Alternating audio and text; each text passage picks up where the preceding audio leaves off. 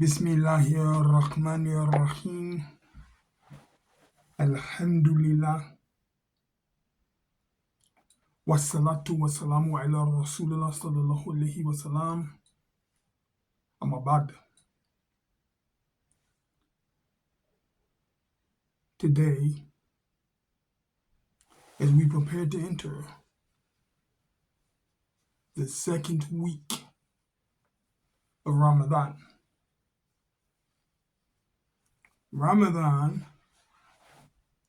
the month of the Quran, and Allah subhanahu wa ta'ala azza wa jal teaches us as Muslims ذَلِكَ كِتَابُ لَا رَيْبَ فِيهِ هُدًى لِلْمُتَّقِينَ, that the Quran is a book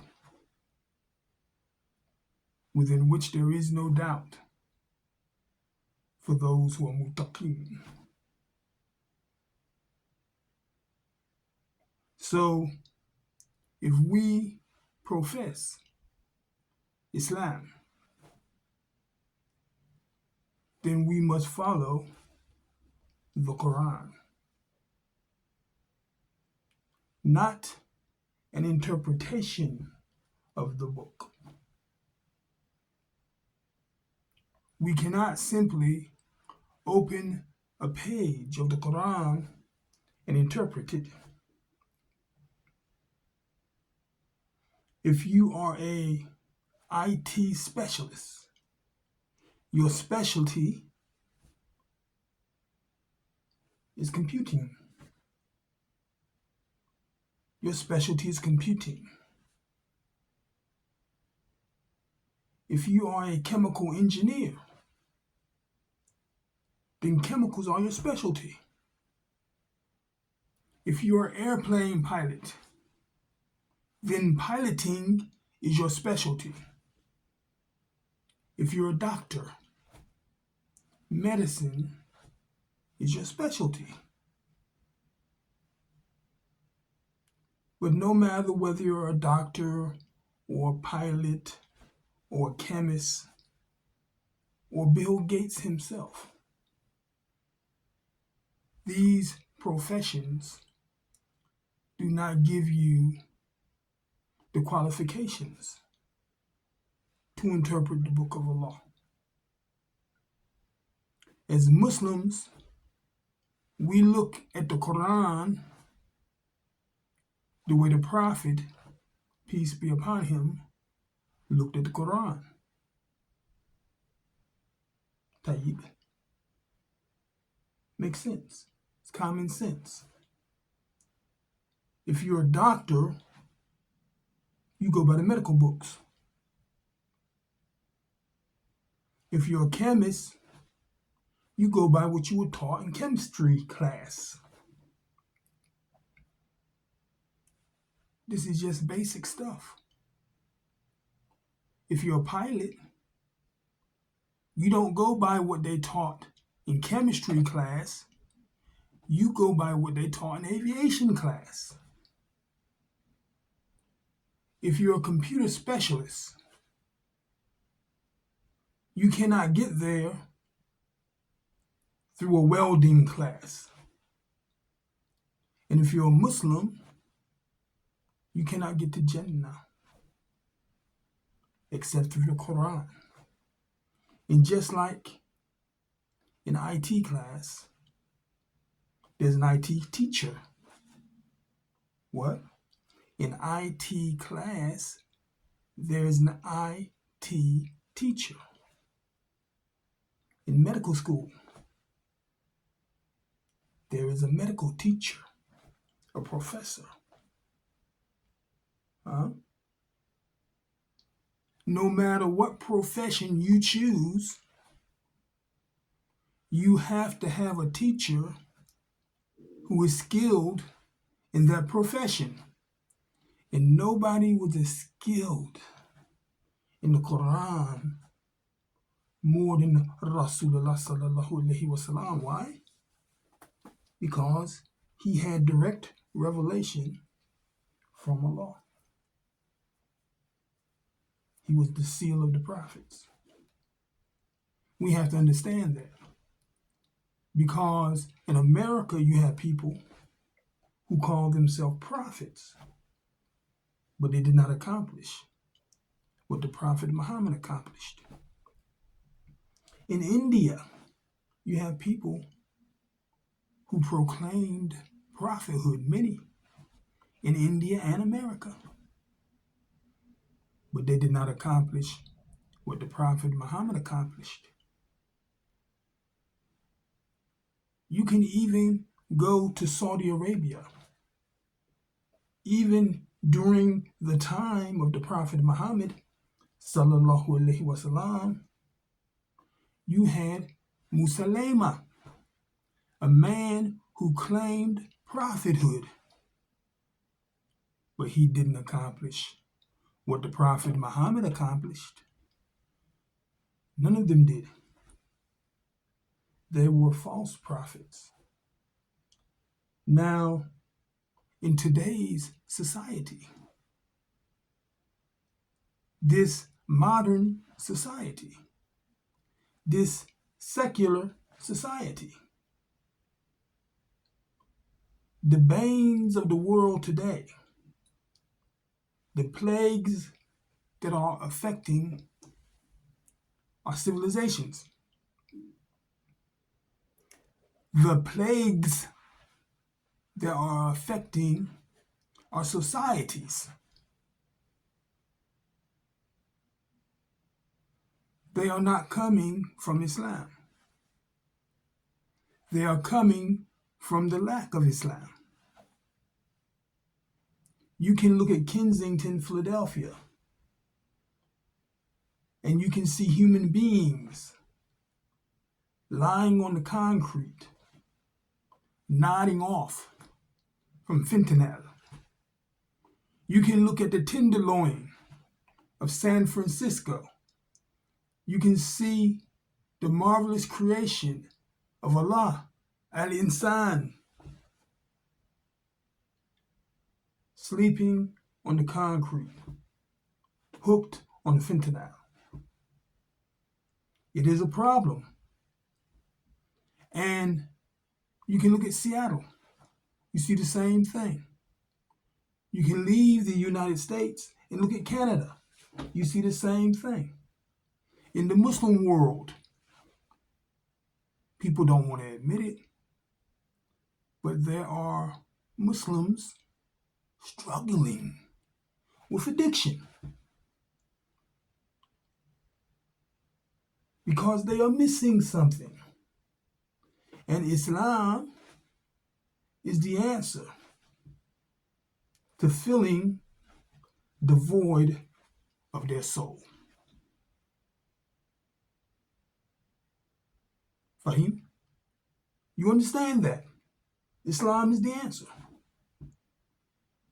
But the Muslims are looking westward. Many Muslims in Muslim countries, much like African Americans here in the United States, they feel inferior. So they overcompensate for their inferiority complex by adapting Western mannerisms, purchasing Western items, Western products. They overcompensate. They use materialism to fill the void in their nafs or their ruh, where Islam should be. The same way the addict uses fentanyl to fill a void. We have people, Muslim and non-Muslim, trying to fill the void within their ruh, within their soul, because there's an emptiness where Islam should be. You would say, brother, but the Muslim countries, they have Islam. Look at them. They have Islam. They have Maulid. Huh? They do the 40-day prayers. You can see them at the graves of the saints practicing Islam. But that's not Islam. The Prophet, sallallahu alaihi wasallam, he did not pray to graves. He did not celebrate birthdays. That's not Islam. He didn't do 40-day prayers for the dead. That's not Islam. These are innovations in Islam. Like the person who goes to a course in the university and they take something other than their major. They might be majoring in literary arts, and they're studying a mechanics class. They will never become a literary genius in mechanics class, right? So now, during this month of Ramadan, you have Muslims fasting, practicing Siyam all over the world. We're in unison. In Pakistan, they're fasting the way it was prescribed for them to fast, inshallah. In the United States, Muslims fasting. You have Muslims in China fasting. Muslims in Saudi Arabia fasting.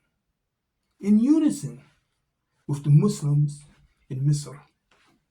The Muslims in Egypt fasting. The Muslims in Palestine fasting. The Muslims in Morocco fasting. Some under great oppression, some under no oppression. But they are fasting for the sake of Allah subhanahu wa ta'ala azza wa jal. And there's a different feeling that falls upon the ummah in the month of Ramadan. What it should be. You got some Muslims glad when it's over. You got Muslims, wallahi, celebrate for 30 days after Ramadan is over, trying to make up for all they missed. This is jahiliyyah. This is ignorance. But one of the banes of the Muslim world today is we have become BOURGEOSIE.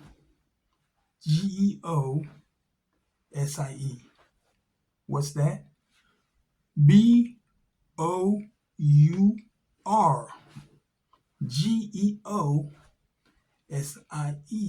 We have become bourgeoisie.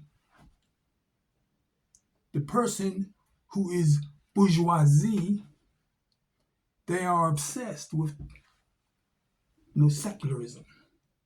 They call themselves words like progressive. They talk more about capitalism than they talk about the Quran. Even if they got nothing. What's your job, brother? Oh, I am an engineer in the Department of Excess Disposal. Oh, I understand that. It's a trash man. You drive the garbage truck. But yet and still, because of their inferiority complex, they make up titles to make their job sound sophisticated because they are bourgeoisie. It's a shame. Islam is not good enough for them. So they look to the West. And we are caught in a cycle of insanity where you can have, forgive my language, junkies. Terrible word, but I want you to understand. No human being is junk. Allah subhanahu wa ta'ala azza wa jal does not make junk. So I'm using this term junkie to convey the message to the ignorant people who may not hear me otherwise, but the person in Kensington suffering from substance abuse, the addict in Kensington, the fentanyl addict, is searching for Islam. But when they reach out to the Muslims, you will find the Muslims reaching out to the West, the bourgeoisie Muslim, the progressive Muslim, the modern Muslim. I'm a black man. That's what we call ourselves in America. I am Aswad. I'm black. Yeah. I've never been to Africa, but my blood is Habashi. I know this. My heart tells this to me. My relatives tell this to me. And the mirror tells this to me. Of the same heritage of Bilal ibn Rabah. Even though I am proud, not in the way of kibr, but in the way of izzah, that I am black. I will never call myself a black Muslim. Just like the Pakistani Muslim should not call himself a Pakistani Muslim, right? Anytime you put your nationality before your religion, then you have fallen into shirk. Pakistan is not important. It's not more important than Islam. Nigeria is not more important than Islam. Malaysia is not more important than Islam. America is not more important than Islam. If you're a Muslim in America, then you are a Muslim American. You are not an American Muslim. The first thing I am is Muslim. The second thing I am that identifies me is black. And after that, I'm an American. Allah subhanahu wa ta'ala as well, he created. Allah created every single human being as a Muslim. A Muslim is someone who submits their will to do the will of God.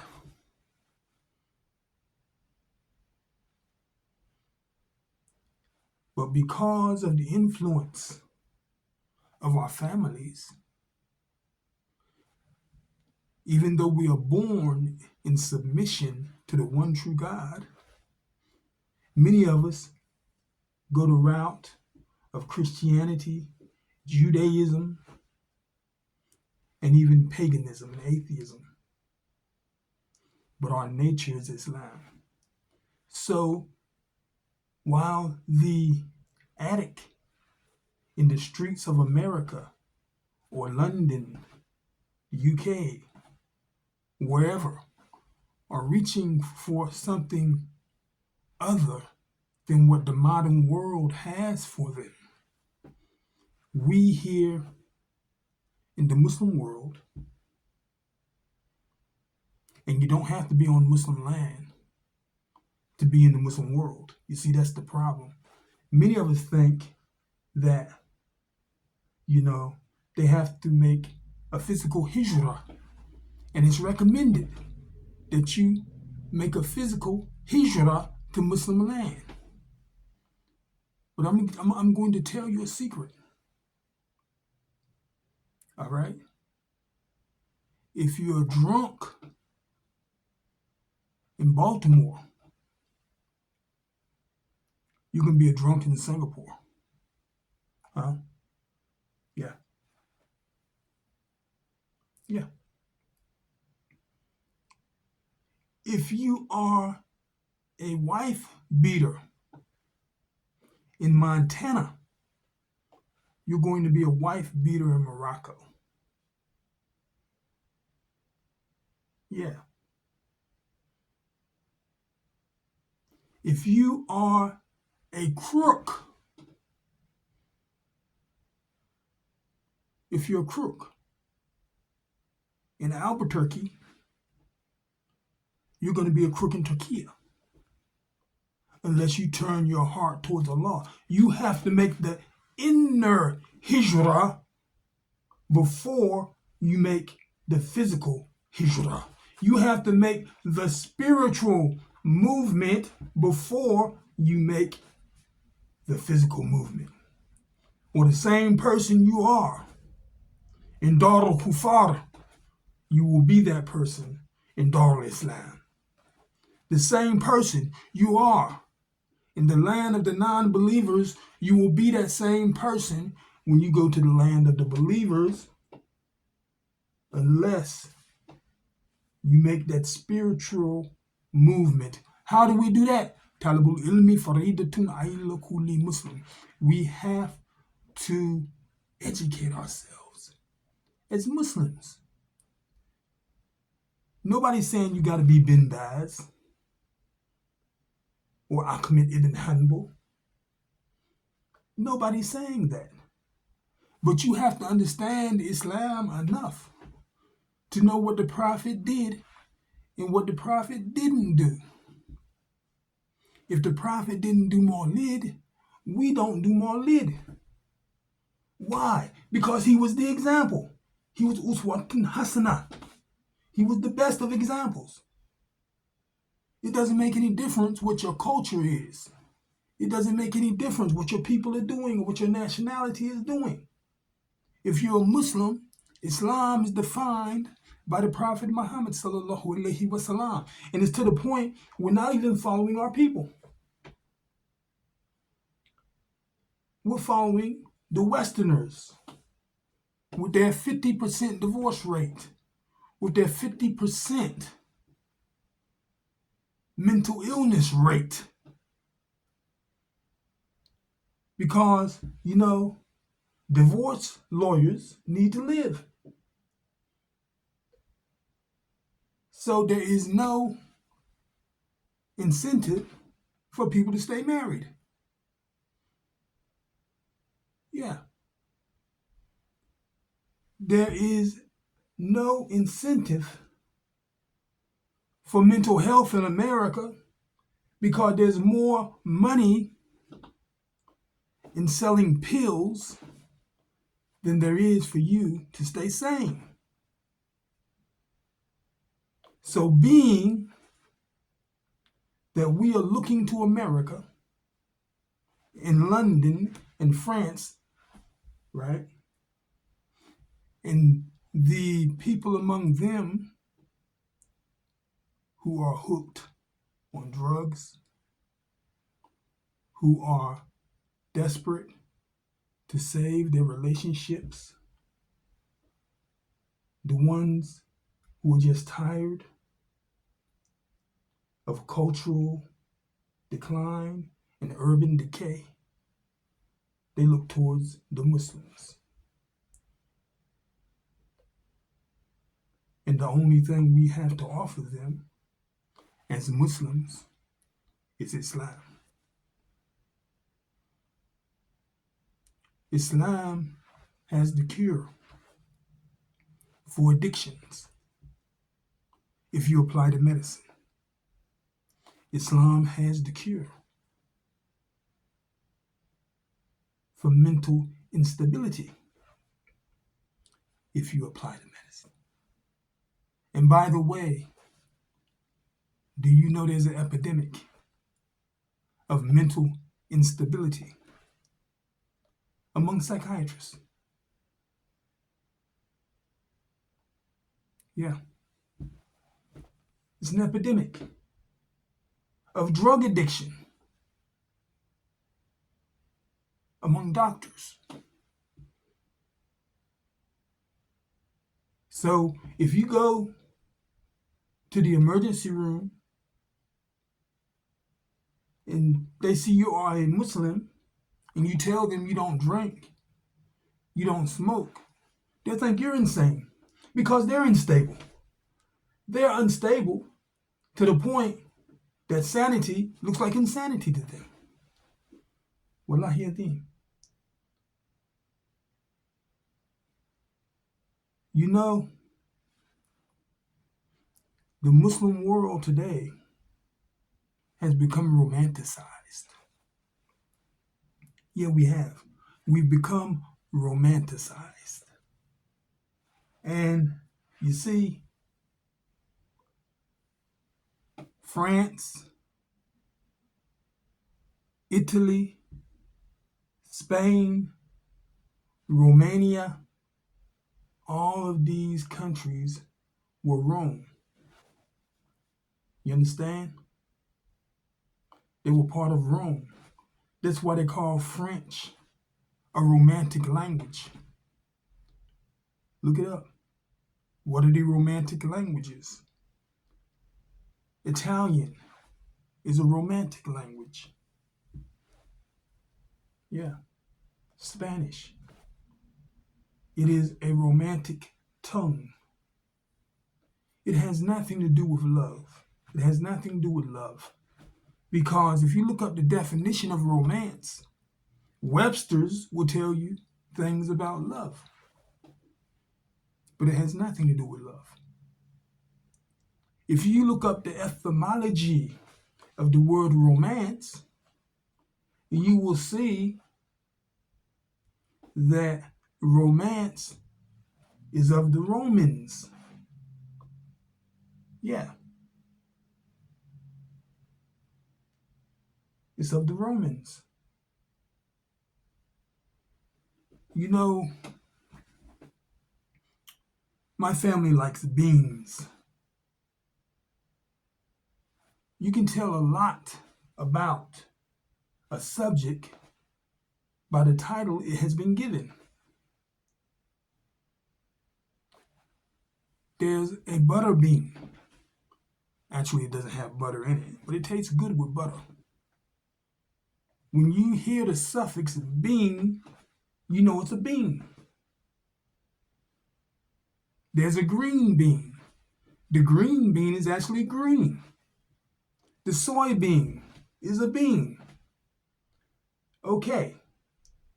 When you hear the term, or when you see the word, the letters R-O-M, they are referring usually to Rome.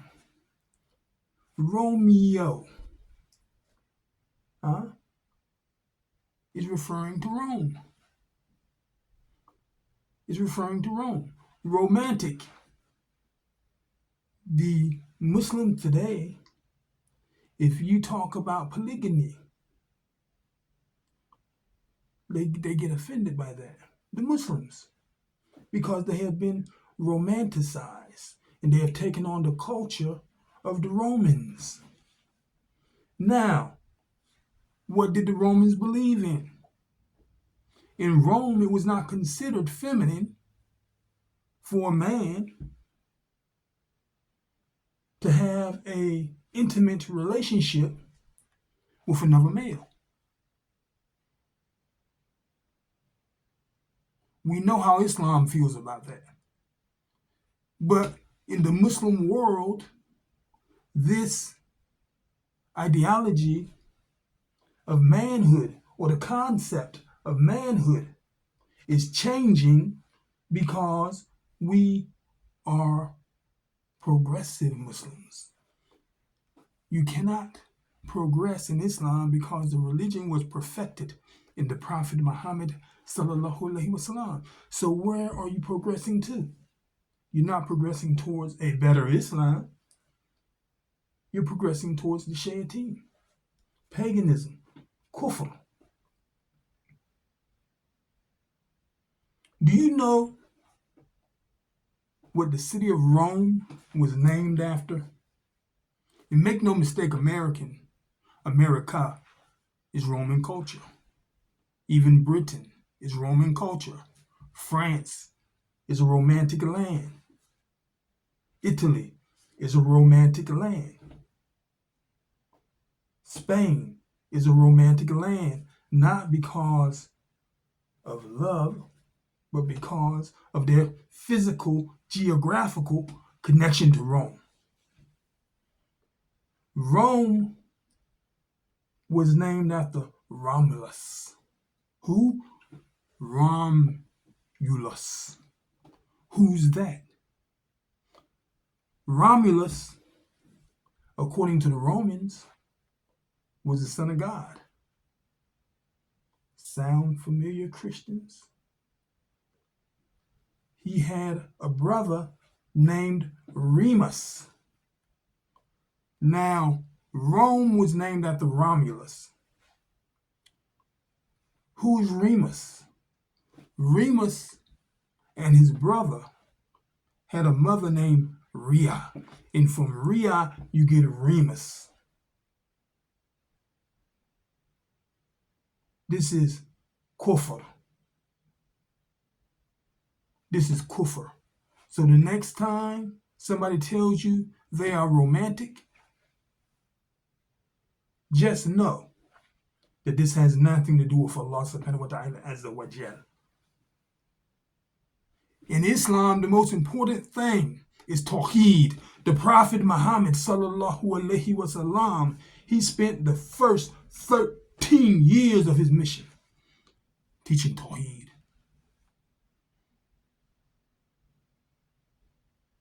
And he revolutionized Arabia from a pagan people in darkness, the darkness of Jahiliyyah and Kufr, a people who were millifying their dead. Millified man, look it up. Look it up.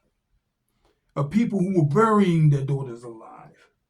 A people who had 360 idols in the Kaaba. And he revolutionized them through the teaching of the oneness of God. But now today, in the Muslim world, we have become saturated with paganism. You can call it being progressive. You can call it being modern. You can call it being secular. But it's paganism. You can call it being romantic to the point where Muslim countries now, they have boyfriends, they have girlfriends. And they see nothing wrong with it. As a matter of fact, they promote it, even though it goes totally against the teachings of Al-Islam. They have fallen in love with their culture. And their culture is a byproduct of colonialism. The British colonialized India. The British colonialized Malaysia, Indonesia. The British tricked Saudi Arabia. Or Hijaz, it was not Saudi Arabia, but they were tricked into overthrowing the Ottoman Empire. Oh, brother, the Ottoman Empire, they were steeped in kufr. They were steeped in shirk. That does not justify khuruj.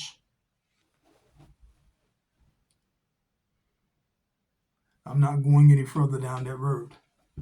But we have been mentally colonized by romance, by modernism, by secularism, by capitalism. And until we get over these vices and accept the Islam that was taught by the Prophet Muhammad sallallahu alaihi wasallam, we will never rise up to the level where we can defend Palestine. And make no mistake, in the eyes of the kuffar, Palestine does not have a right to defend itself. It doesn't. Think about that. Musa, alayhi wasalam, he did not become victorious by accepting the culture of the Pharaoh. And we as Muslims will never be victorious by accepting the culture of Romulus. Assalamu alaikum wa rahmatullah wa barakatuh.